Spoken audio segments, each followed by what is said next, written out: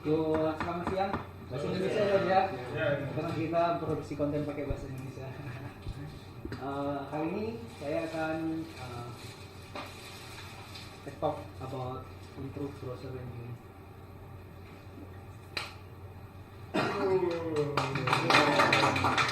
Nah, oke.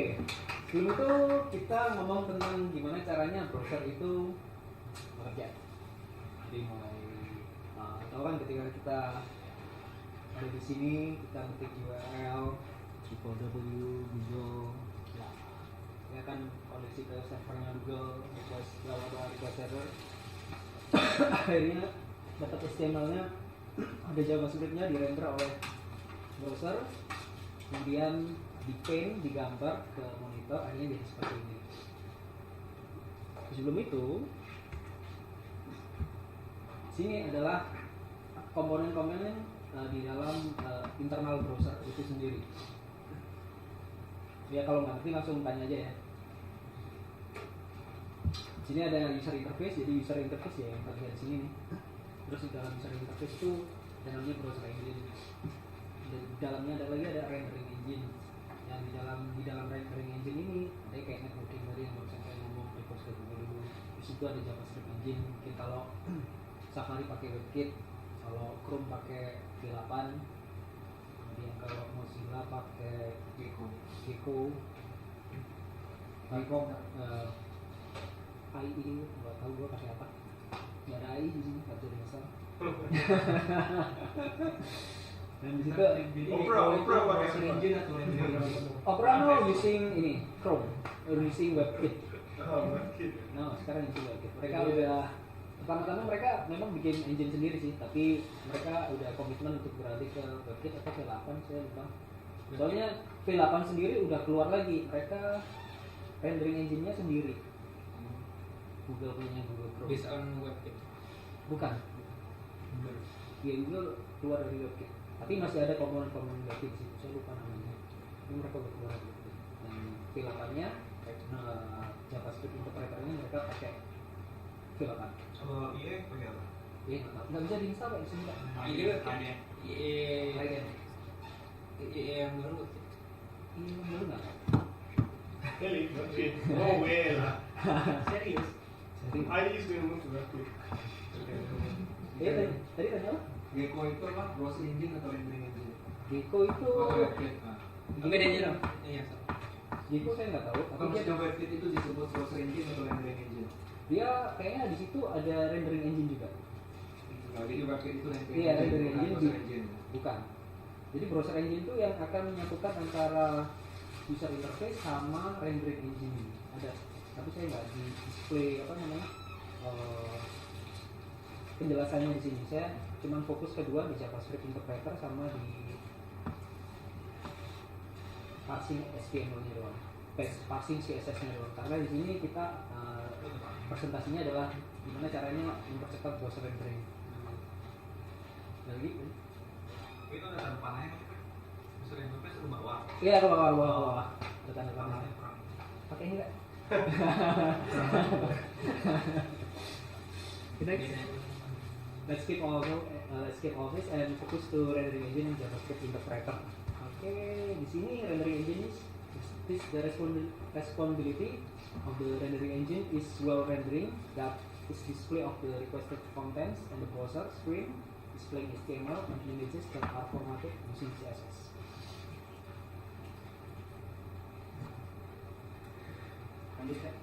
Lanjut.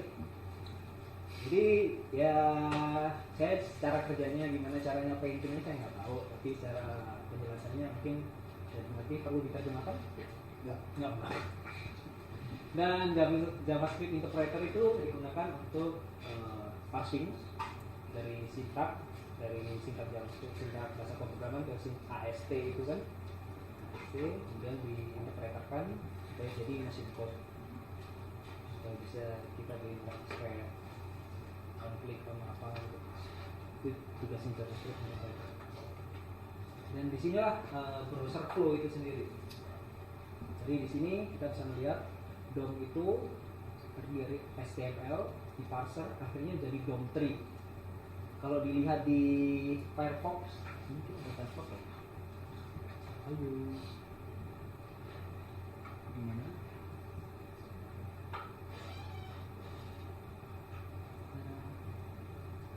Kemana ya? Ini.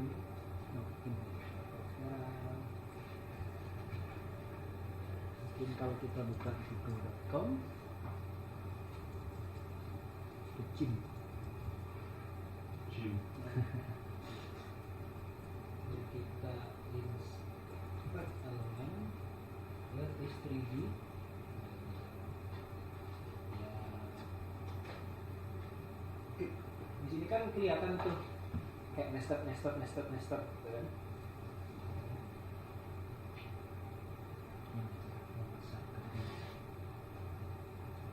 Sini kan kelihatan nih, ini filenya, terus ini ada nested.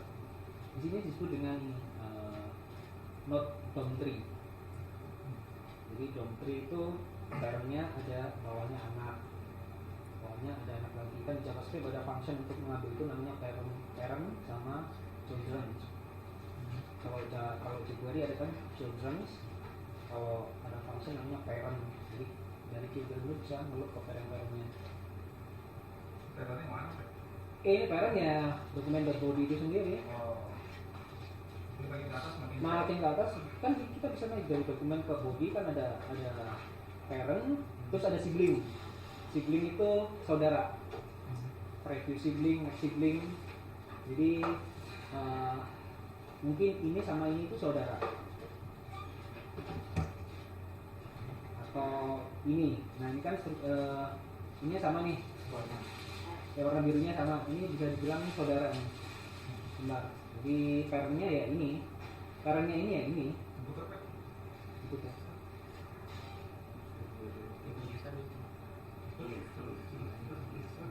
Wow.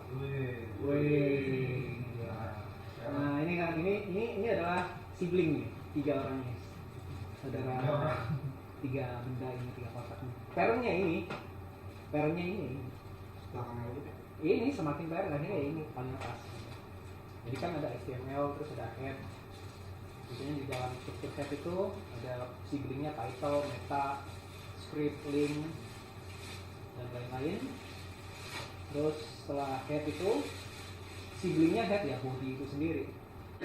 Dan body itu ada div mungkin, script atau yang lain.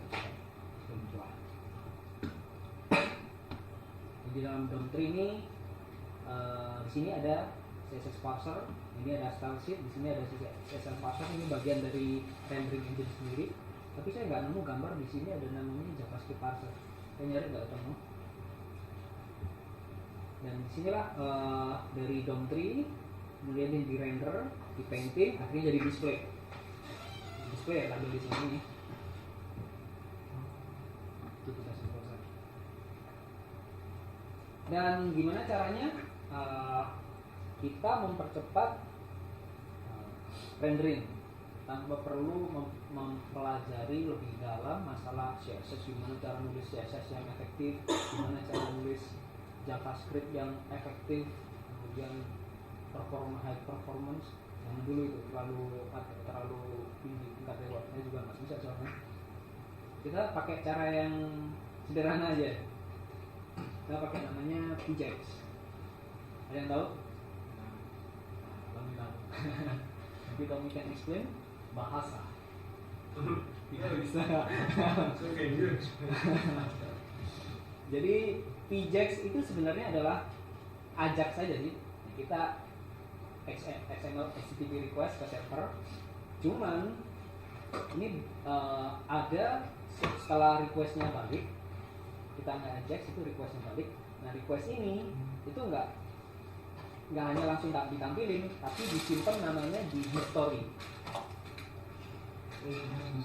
Jadi history. Jadi di browser modern itu ada namanya history, itu punya metode namanya pushState sama requested.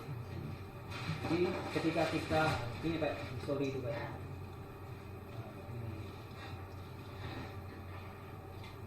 Ya ini yang dipakai history itu sendiri. Jadi API JavaScript API untuk history itu yang dipakai oleh PJAX. Jadi ini bukan teknologi, bukan teknologi, cuma teknik gimana caranya aplikasi web kita itu menjadi lebih cepat gitu.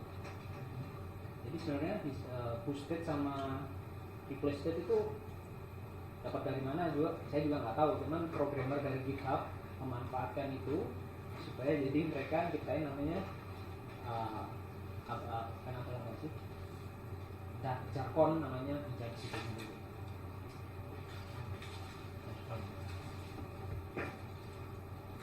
Jadi apa perbedaannya antara Ajax dan Ajax ini push state, replace state, dan manipulate history itu? Dan gimana kalau browser-browser tua seperti IE6 atau IE7 itu nggak support dengan push state? Keistimewaannya Ajax itu. Yang tahu?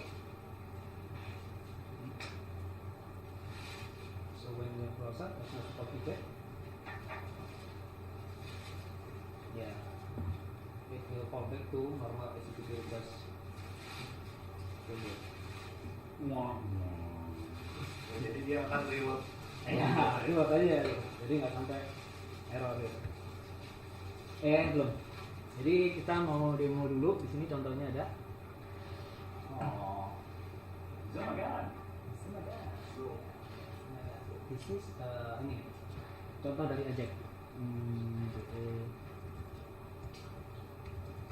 Ayo.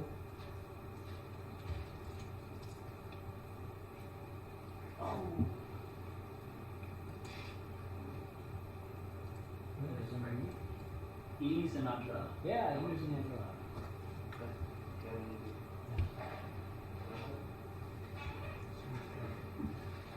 Jadi ini adalah kita lihat di sini. Ini kita demonya pakai Ajax.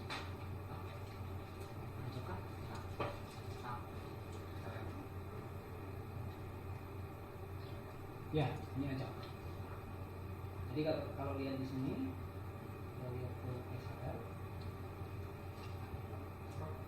Swap. Tim. Ini cuma berganti aja. This is Ajax tim. Responnya ini. Kita ke about. Ajak lagi kan, jadi kelihatan. Tapi kalau kita back,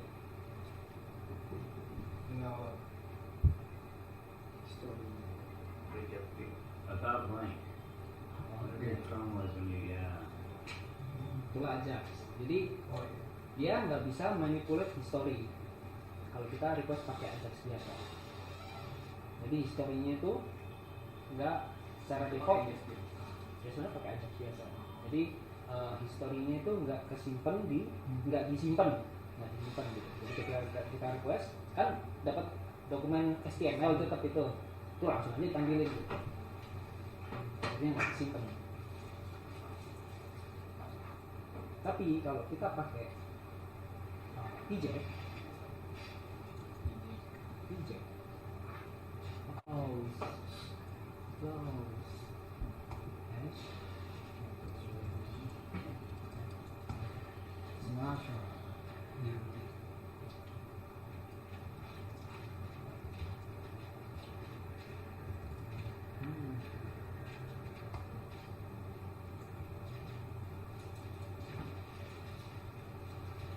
di sini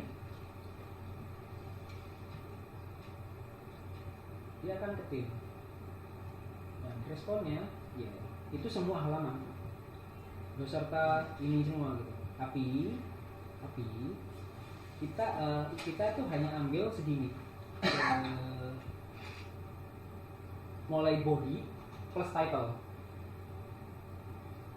Jadi body plus title-nya itu diambil kemudian di replace dari body ini. Jadi body ini itu sebenarnya di replace sama dia. Kemudian di replace dengan hasil Ajax yang ini. Nggak bisa potret. Apa? Responnya potret. Iya, belum bisa saya sampai. Kemudian hasilnya itu disimpan di history, namanya history.script. Kalau kita bisa lihat kodenya di sini.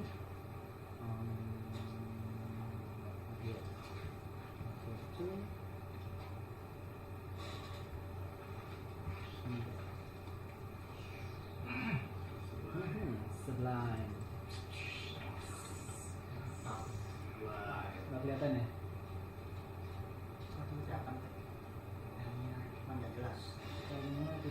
pakai Ubuntu. Nah, jadi di sini ketika kita Ajax sebenarnya kita pakai library namanya Instant Click. Ini ada jQuery pjack, cuman saya pakai Instant Click karena kayaknya saya soalnya kemarin kirim email learning resource juga, saya masih link ini kayaknya bagus nih diimplementasikan di kita 6. Di sini sebenarnya dia cuman mouse down. Nah ini dia. Jadi ketika kita ngeklik ini eject team atau eject about ini, kalau ini kita ya kita ambil ini, sebenarnya dia ini ngambil cuman linknya doang. Jadi ini kan ada link nih ke underscore team, ke underscore about, dia nge-link, kemudian dia nge preload.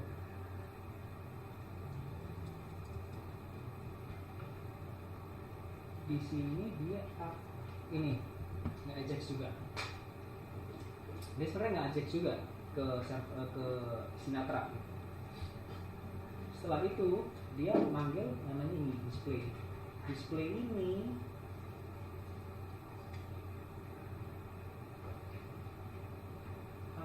akan manggil change spec yang didapat dari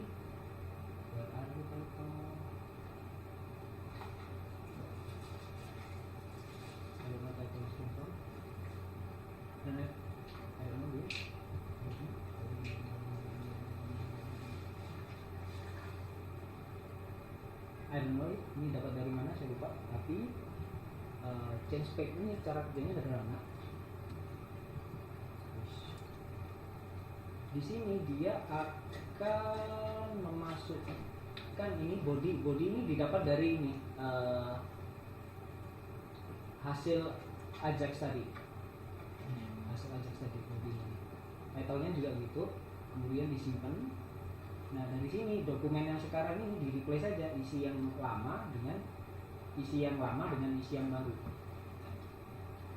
Di situ ya.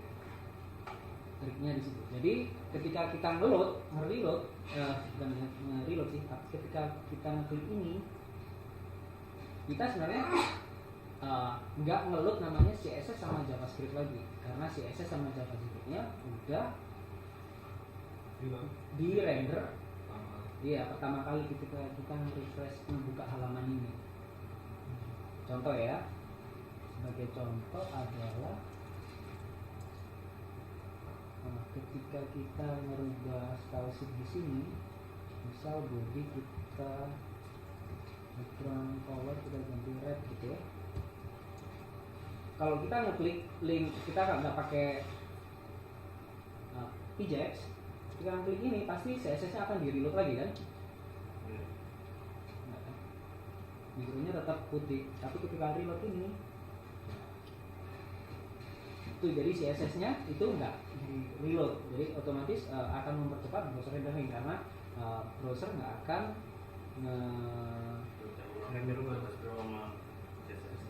kalau new tab bisa mereka open new tab ke kanan itu berubah nggak? Berubah. Ini sebenarnya cuma normal ke fallback ke HTTP request lagi, tetap error. Bedanya di situ kan. Jadi otomatis renderingnya lebih cepat karena nggak ada JavaScript sama CSS lagi yang perlu diproses oleh browser. Dan kita bisa mendapatkan keuntungan di sini. Kita bisa ini. Jadi historinya bisa jalan. Jadi kalau user kan, kalau kita pakai Ajax biasa kan user tuh kayak ini ngeklik di sana sini gitu kan. Jadi kalau kalian pakai Ajax, terus kalau user kan taunya kalau kepingin kembali ke halaman sebelum, user pasti pikirannya itu oh iya gua pindah-pindah halaman gitu. Tapi dan dia juga mikir kalau oh ya gua mau balik ke halaman sebelumnya, otomatis dia akan ngeklik ini kan. Dan ternyata kayak kejadian tadi kalau pakai Ajax biasa blank, soalnya itu ketika kali dia datang gitu. Tapi kalau pakai widget ini ya dia bisa update lagi halaman sebelumnya ke home ya, baiknya lagi ya ke pin, ke robot, baiknya lagi ya ke pin. Ini situ. Dan saya udah ini implementasikan di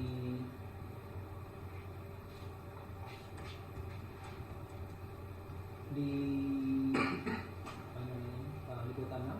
Oh yeah, you did for that. Huh? Ya, That's great. misal kita ke news gitu ya. Nah ini udah apa ya? Contohnya kita ke network, kita filter misalnya, kita ke news out. Nah, ini dia ngecek doang, nggak ada reloading yang lain gitu. Nggak ada yang apa, kita nge-reload JavaScript lagi, kita nggak nge-reload CSS lagi gitu.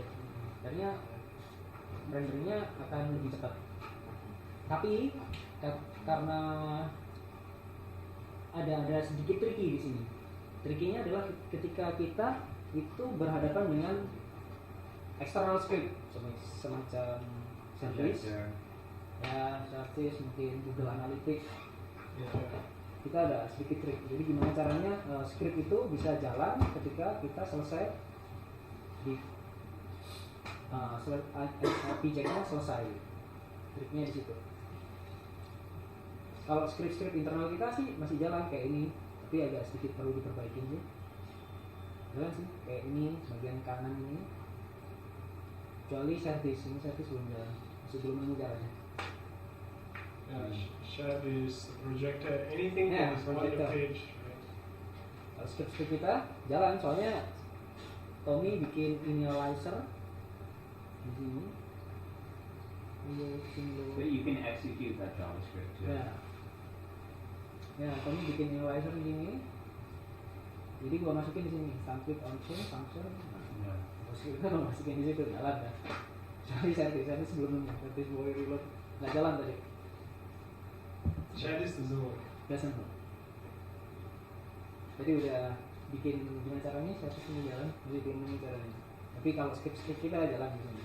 Kalau script yang ada di directory public set script ini jalan. Kalau di frame aja mah. Scriptnya cukup sederhana, cuman ini doang, instant click init, mouse down, instant click on change, kita masukin helper JS initializer. Tapi kita masukkan ini juga ketika browsernya load HTTP biasa gitu. Jadi ketika user request browser kita harus masukin. Jadi ada dua. Jadi setelah browser user ketik ngeklik reload tombol reload itu dia jalanin ini plus jalanin ini juga. Tapi ketika user ngeklik link maka script ini yang jalanin ini nggak bisa. Jadi otomatis performa browser kita akan performa website kita akan jadi lebih cepat ketika merender HTML. Tapi ada permasalahan satu lagi. Permasalahan satu lagi adalah ini.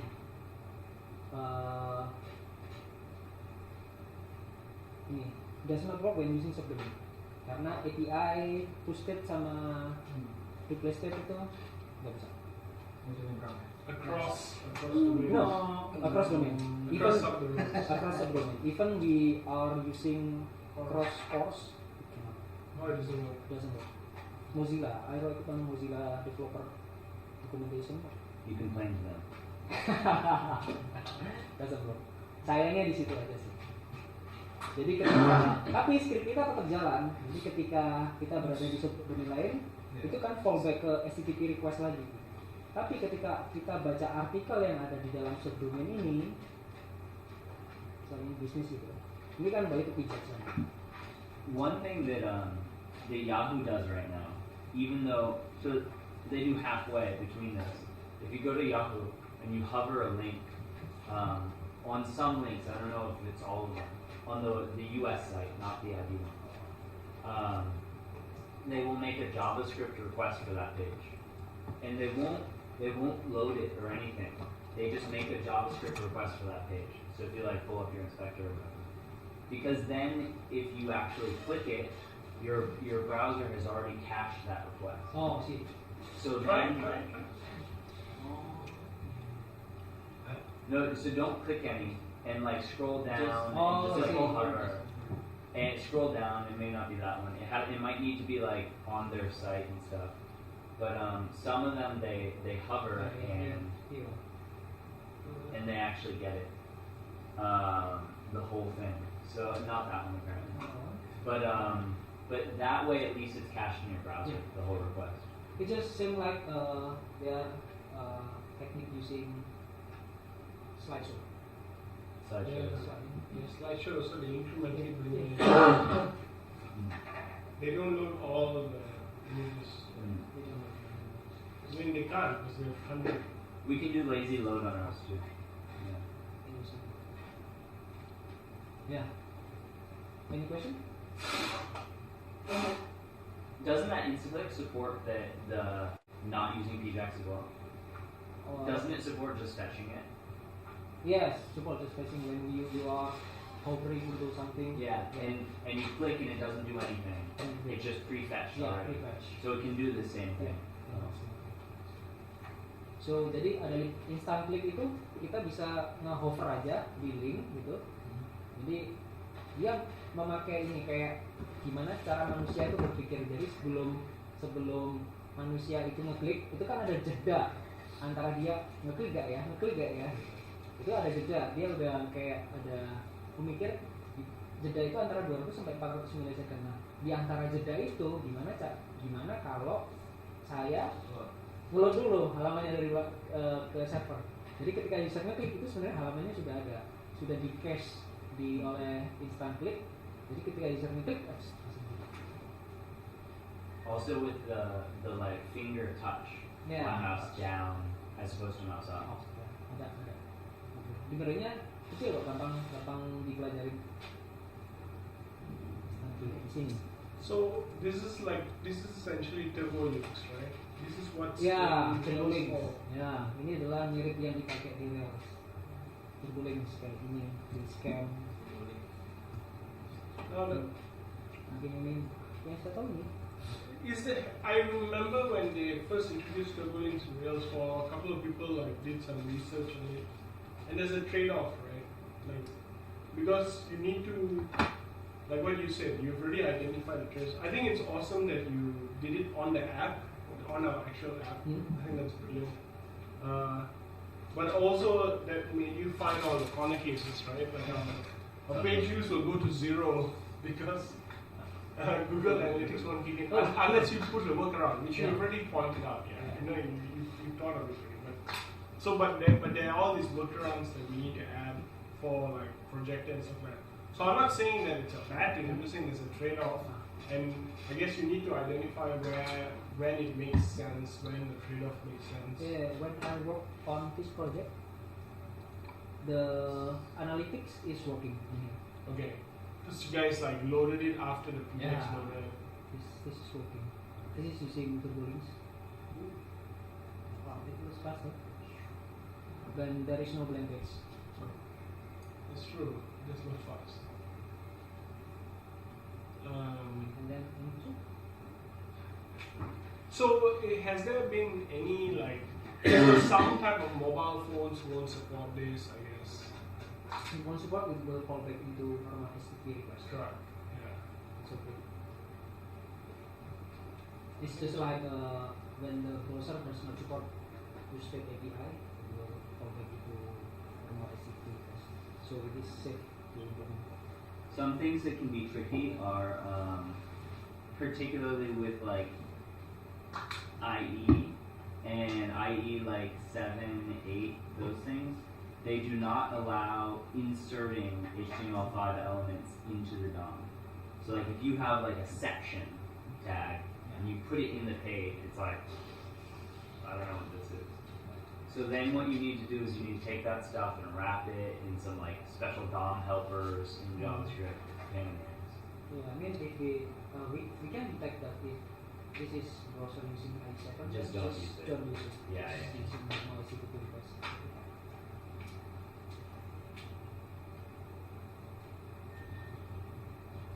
I think it's cool. I think it's worth a shot. I'm just keen to know how much of a benefit it really brings, though. Because, like, I can see your point about, like, hey, we're not loading all JavaScript again. But at the same time, if it's the same URL, Kalau URL sitting somewhere, hasn't the browser cached it already? Yeah. But it still re-renders it. But it still reparses It it. reparses it. No, Yeah. still not. This is all. No. Without this, Oh, without Not this, yeah. being- Yeah. the browser, you Yeah. click it, new page, it has that URL, the thing. It started its JavaScript parsing from nothing again, right? Because maybe there was another script on top last time and there isn't this time, right? So the order of loading things matters and stuff. Seems like a pretty easy optimization that they do in browsers. Like, hey, these are the same files and there are no new files, so don't reprocess JavaScript. Yeah. That would be interesting if it like, yeah, that would be certainly a browser optimization. So we don't think about how to write effective code and CSS effective code. Just using this. That'd be BJAX, the browser agent. Actually, GitHub. Uses this? Yeah, uses this. Oh yeah. Yeah, GitHub uses this. So Yeah. I think the other optimization also would be just to, like, if you're doing PJX already, why bother sending the head then?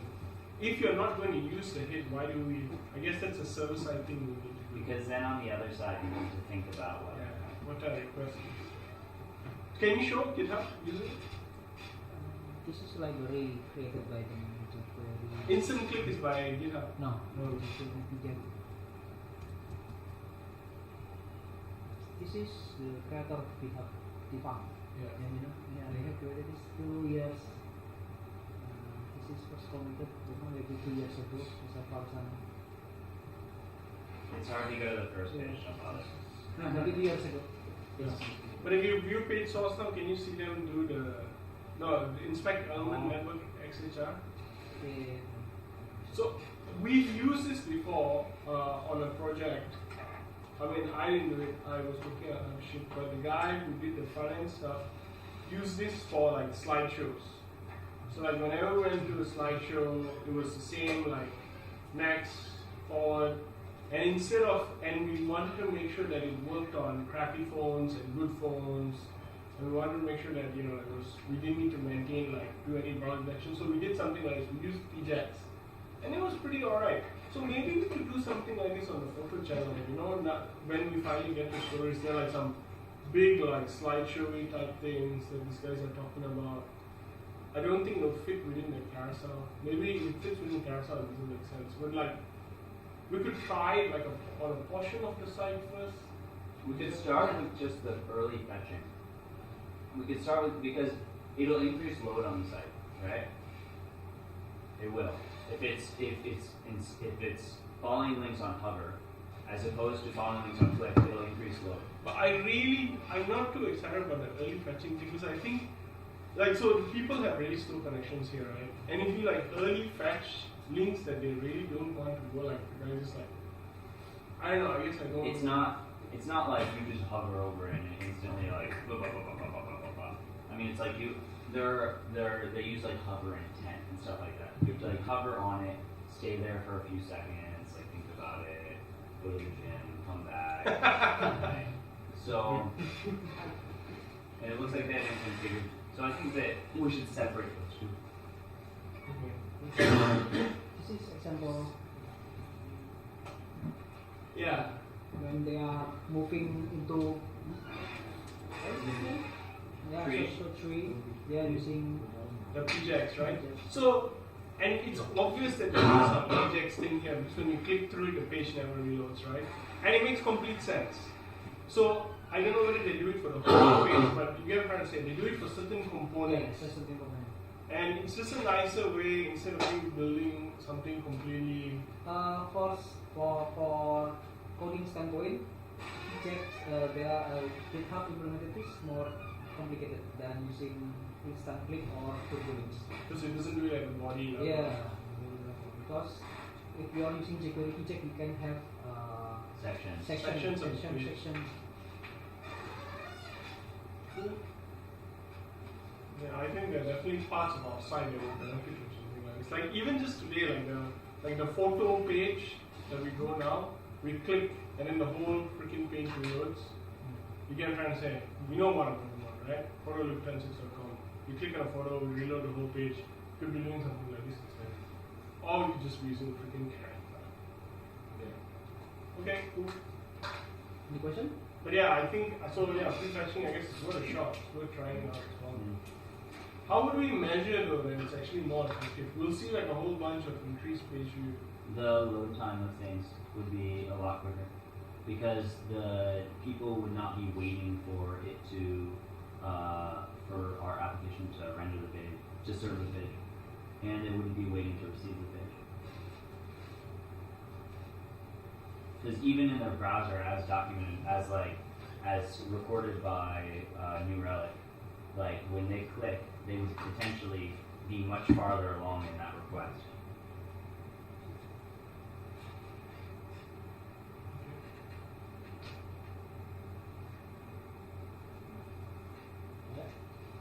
Already, side note, our load times have gone down significantly. Yeah, that's with moving JavaScript down. I think so, yeah. Just moving the JavaScript down from the top of the head to the bottom. And that's not all the JavaScript. There's still jQuery right now. Brought the page load down from what, like 12 to 9. 12 to, yeah, about that. Average page load time shaved it off 25%. So moving it down is better. But like, you can see that, so those two elements, the share and the top header, those things were made, like, they were made fixed initially, and they had a width and stuff. And so they knew about their width, and then like, you replace the body and then they like forget their width. Yeah. But now they're still fixed.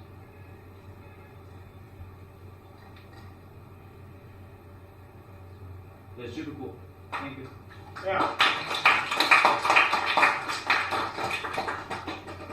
I think it was really well prepared presentation.